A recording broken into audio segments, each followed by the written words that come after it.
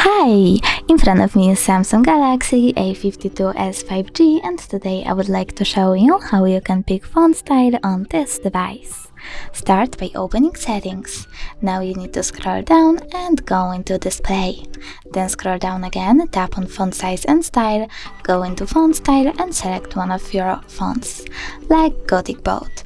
Now when I click on it, I can see that style of my font has changed. If you wish to pick a different one, go into Font Style again and select one of the options, or select Download Fonts. Choose Continue and I agree. And over here, click on one of these icons to download one of the available fonts, like Cool Jazz. Now you need to log in into your Samsung account, and when you go back, your font will be here. Thanks so much for watching. If you enjoyed this video, leave a like, comment and don't forget to subscribe. Bye!